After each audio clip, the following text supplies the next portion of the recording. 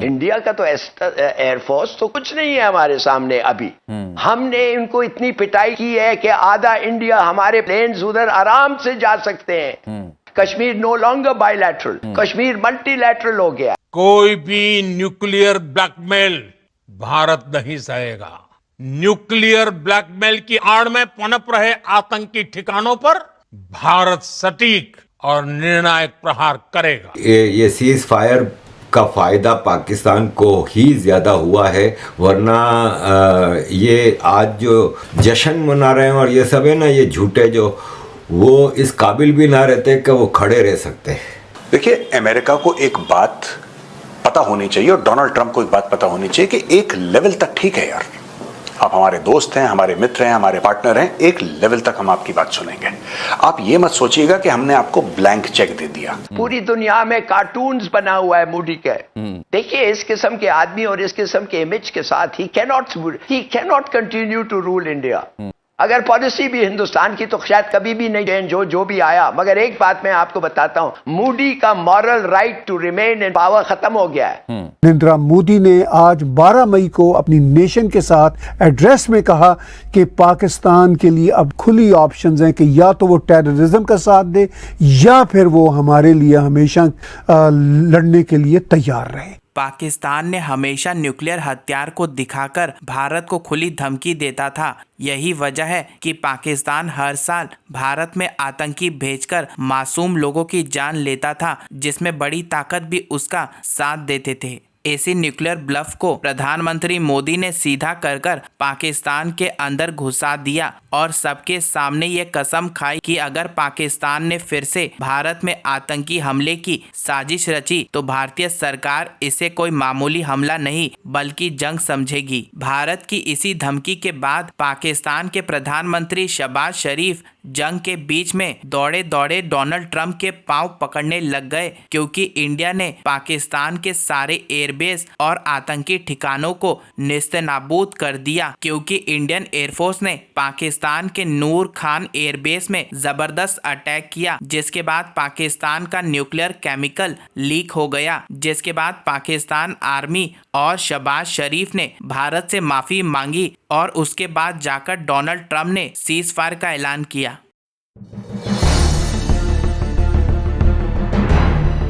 हिलाली साहब, अब आपने फिर एक नक्शा खींचा है।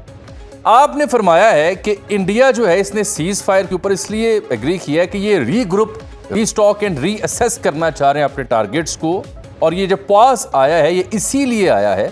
क्या आप किस बुनियाद पे कह रहे हैं? नरेंद्र मोदी की सोच को देखते हुए या वाकईतन पाकिस्तान ने उनके जो फ्लॉज थे उनको इतना हाईलाइट किया है कि they are forced to go for a pause?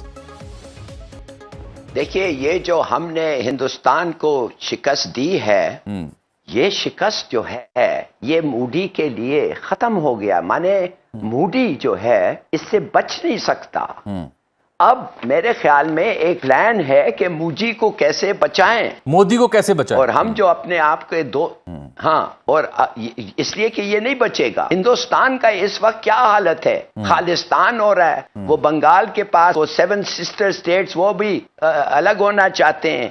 Congress भी इसके खिलाफ हो गया है और अब तो ढीठ पड़ा हुआ है। Modi is in very great trouble.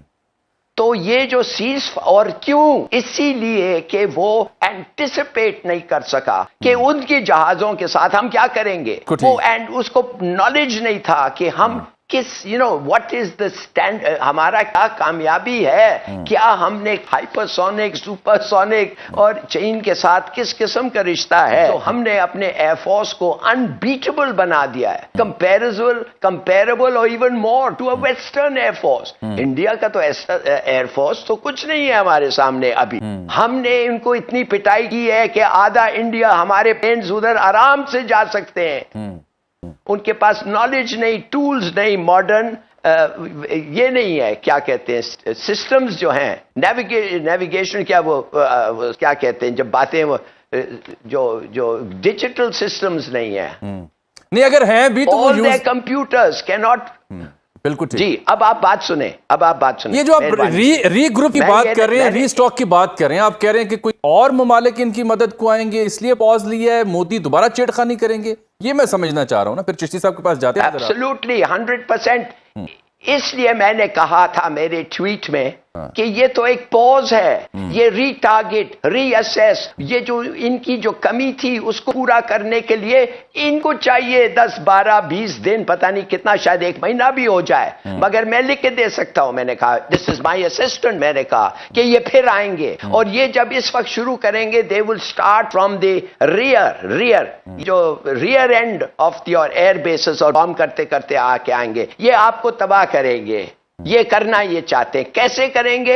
इनके दोस्त, कौन है इनका दोस्त? अब देखिए, मैं इनको जल्दी से एक आदमी का असिस्टेंट, जो उसका नाम जब मैं आपको दूंगा तो आप चौंक जाएंगे। उसने लिखा है, मैं अंग्रेजी में पढ़ता हूं, तर्जुमा का वक्त नहीं है। Israel and the United States have already begun arming India with advanced weaponry outpace Pakistan's Chinese technology. The current ceasefire is merely a tactical clause for India to rearm. This wasn't India acting alone. It's clear it was prodded by Tel Aviv and Washington, drawing Pakistan into a conventional war with the sinister hope that exhaustion may force a nuclear response. आपने कल प्रधानमंत्री मोदी जी की speech सुनी होगी, मजा नहीं आया, क्योंकि बहुत मजा आया। इसलिए मजा नहीं आया क्योंकि बहुत मजा आया, और कम ऐसी स्पीचेस सुनने को मिलती हैं जिसमें कि एक देश का नेता इतनी क्लैरिटी के साथ बोले। भाई साहब, I was sitting in the studio, कल मैं टाइम्स नाउ के स्टूडियो में बैठा हुआ था और मैं तो खुश हो गया, और सबके चेहरे पे जो आप क्लैरिटी चाह रहे थे ना, जो कहते हैं ना 6x6 विजन, वो 6x6 विजन दे दिया, और हमें पता लग गया। कुछ मैंने पॉइंट्स लिखे, एक एक करके मैं आपको बताऊंगा।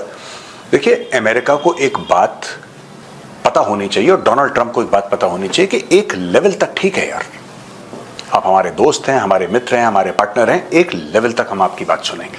आप ये मत सोचिएगा कि हमने आपको ब्लैंक चेक दे दिया। ये अमेरिका अगर सोच रहा है तो अमेरिका की बहुत बड़ी गलती है कि साहब ये तो ब्लैंक चेक दे दिया है, India has given a blank cheque. हम जैसा बोलेंगे भारत में, तो भारत के लोग भारत वालों की नहीं सुनते यार, तुम्हारी सुनेंगे तुम बाहर के। अब देखिए, उदाहरण के लिए इन्होंने बोला कि साहब सीज फायर हो गया, और इंडिया पाकिस्तान को मैंने बोल दिया सीज फायर हो गया। ये ट्रंप की बहुत बड़ी अनाउंसमेंट। थोड़ा सा शोमैन भी है ट्रंप, रियलिटी टीवी का चैंपियन है, उसकी एक शो आती थी द अप्रेंटिस, तो टिपिकल जैसे रियलिटी टीवी में होता है ट्रंप का बिहेवियर वैसा ही है।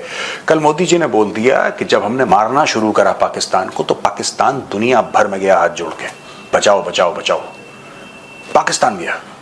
और इसके प्रूफ भी हैं दोस्तों, इसके प्रूफ भी हैं कि पाकिस्तान गया। आप मीडिया में जाके देख सकते हैं, आप जाके इंटरनेट पे देख सकते हैं किस तरीके से पाकिस्तान के डिप्लोमेट्स लिटरली नतमस्तक हो गए थे अमेरिकन के सामने कि कुछ करो, प्लीज कुछ करो, कुछ ऐसा करो कि हमारी जान, हमारी चमड़ी बच जाए, भारत बहुत मार रहा है, बहुत बुरी। मैंने बोला था, मैंने पाकिस्तानियों से मेरी they were saying something, मैंने बोला कि ना इस वक्त भारत के ना सर पे खून सवार है, और यही बात मैंने बांग्लादेशियों को भी करी थी। 1-2 लोगों ने कमेंट पास करने की कोशिश करी, मैंने बोला देखो यार, इस वक्त ना खून सवार है, तुम फालतू में निपट जाओगे बीच में, जब तुम्हारी लड़ाई नहीं है ये कि मुस्लिम उम्मा है और इस्लामिक, इन चक्करों में मत पड़ो, ये फ्रॉड बातें हैं, तुम पिटपुटा जाओगे कहीं बीच में।